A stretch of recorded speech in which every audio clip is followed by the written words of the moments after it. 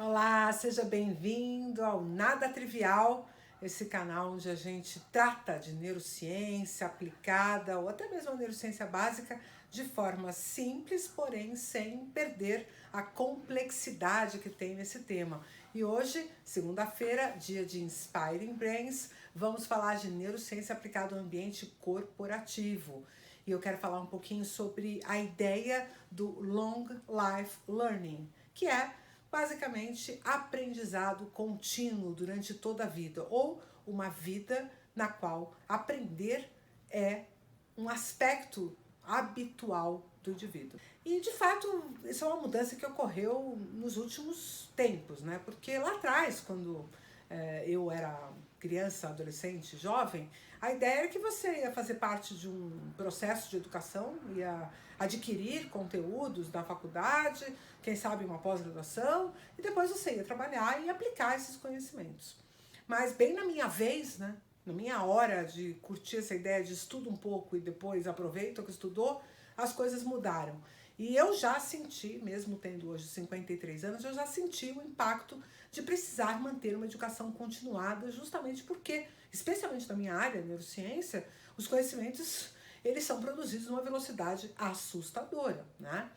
E provavelmente você que está trabalhando aí, que está na sua carreira, que está na sua vida profissional, está sentindo exatamente a mesma coisa. Você, de jeito nenhum, tem a possibilidade de simplesmente considerar que você já sabe tudo que você precisa para o desenvolvimento da sua carreira. E as empresas estão cada vez mais investindo em plataformas de conhecimento, universidades corporativas, puxando para si um pouco dessa responsabilidade de dar a formação para os seus trabalhadores, para as pessoas que colaboram lá com os resultados da organização. Mas tem uma coisa muito interessante, que é a quantidade de pessoas que realmente aproveitam essas oportunidades. Então não é incomum que a gente receba na consultoria demanda de fazer uma palestra ou de fazer um workshop discutindo com as pessoas quais são os benefícios do Long Life Learning, né? De você criar este hábito de manter-se o tempo inteiro em estudo, em atualização, em aprendizado, e a discussão de como se faz isso, né? Na semana passada mesmo eu dei uma palestra sobre isso para um grupo da Deloitte, né? Então não é incomum que a gente vai discutir sobre como que as pessoas devem aprender a aprender para se manterem motivadas por esse processo de aprendizado continuado a vida toda. E basicamente a grande questão aqui é que isto não está na lista das prioridades, né? Não está na lista das emergências. E como a gente tem acesso, né? Hoje em dia, acho que eu diria que o grande problema da sociedade é excesso de acesso, né? Porque se você tem acesso a uma plataforma de streaming, você pode não assistir hoje, você assiste amanhã, assiste semana que vem, assiste daqui 2 semanas.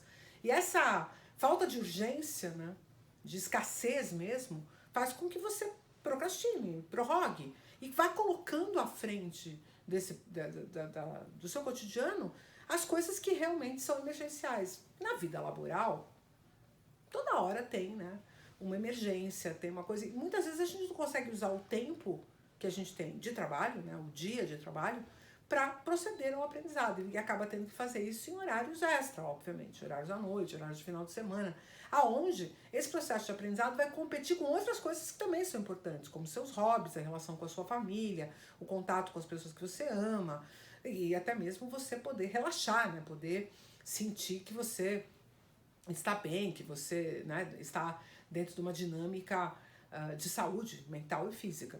Então o aprendizado ele vai ficando postergado, ele vai ficando para outra hora, ele vai ficando para depois eu começo a pós-graduação, depois eu faço esse curso, depois eu olho o conteúdo que está disponível na universidade corporativa. Eu acho importante, mas eu não faço agora. E aí, aqui tem uma coisa que pode ser que a gente precise conversar, que é a perspectiva de priorização e automatização desse comportamento de aprendizado.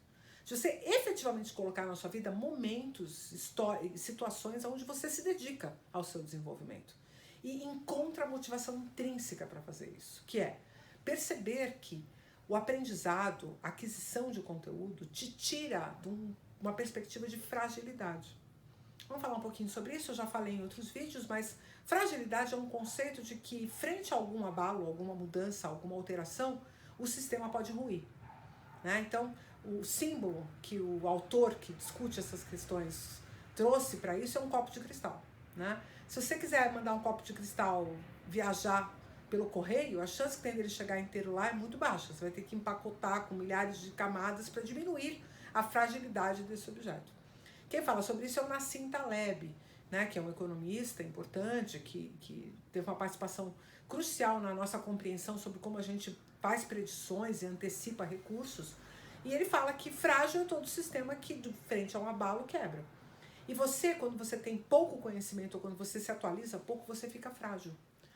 A antifragilidade, que seria você ter recursos contra esses abalos, vem justamente do aumento de recursos.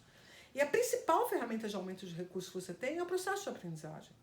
Então, à medida que você vai adquirindo novas competências, novos conhecimentos, e aí, veja, eu estou fazendo isso de forma bem ampla, porque competência, por exemplo, é competência comportamental, competência relacional, competência comunicacional. E eu não estou falando apenas das coisas que você pode aprender do ponto de vista cognitivo. Estou falando que até mais importante para as empresas hoje, aprendizados que são comportamentais. E os aprendizados comportamentais dizem respeito muito à repetição, prática daquele comportamento e validação dos resultados obtidos com aquele comportamento. Então você precisa estar absolutamente envolvido com esse processo, ainda que, obviamente, algumas coisas dependam de aprendizado cognitivo. Mas tanto para o aprendizado cognitivo, que a gente chama de memória explícita, quanto para o aprendizado comportamental ou procedural, né, dos procedimentos, que dizem respeito ao seu modo de pensar, ao seu modo de agir, ao seu modo de se comportar, para ambos, você precisa ter um plano de aprendizado. Você precisa ter uma constância, você precisa ter repetição, você precisa ter um modelo. E não é possível fazer este processo de forma a não validá-lo do ponto de vista emocional e da intencionalidade. Então, o caminho que tem para que você se mantenha o tempo inteiro aumentando os seus recursos e, portanto, adquirindo a antifragilidade, que é, diante do abalo, você não se afeta e, muito pelo contrário, você se melhora, esse conceito da antifragilidade, ela é absolutamente dependente, essa aquisição é absolutamente dependente do seu processo de aprendizado contínuo. E a nossa sociedade, do jeito que vai, né, com inteligência artificial, com tecnologia, com esse futuro que a gente não sabe muito bem como é que se desenha, você não sabe nem dizer quais recursos você efetivamente vai precisar. Né? Então já vi muita gente que trabalha com tecnologia ou que trabalha com RH estudar só aqueles temas que são da sua área. Quando na verdade você efetivamente se tornaria mais antifrágil se você adquirisse conhecimentos ou abordagens de áreas correlatas ou até áreas distintas. Você quer falar em criatividade e inovação? Você precisa conhecer inovações ou soluções inovadoras que foram desenvolvidas em outras frentes de trabalho. Já se fala, quem vai disruptar a sua indústria não é um especialista na sua indústria, mas é alguém de uma outra indústria que, olhando para a sua, consegue encontrar uma solução que você ainda não viu. Então, a única chance que tem de você fazer isso acontecer é se manter em contínuo aprendizado. E as empresas querem que os colaboradores, os trabalhadores, tomem a responsabilidade por esse processo. Porque não dá para um líder ficar te dizendo o tempo inteiro o que você tem que fazer. Mas não funciona. Por quê? O indivíduo só vai aprender efetivamente aquilo que ele perceber que tem valor para si e que ele está motivado para fazer esse processo de aprendizado. Então, questione-se. O que você tem colocado no lugar do seu tempo de desenvolvimento pessoal, de desenvolvimento profissional? O que você tem considerado emergente, né? Emergencial, frente a essa dinâmica? Porque, de verdade, eu não consigo ver nada mais importante no século XXI, no tempo que a gente está vivendo, do que se manter em constante aprendizado. Se você gostou desse vídeo, não esquece de curtir, compartilhar com as pessoas que você acha que vão se aproveitar dessa mensagem, se inscrever aqui no canal e voltar sempre, porque todo dia útil é dia de conteúdo aqui no Nada Trivial, porque se fosse trivial, não ia ter a menor graça. Um abraço e até a próxima.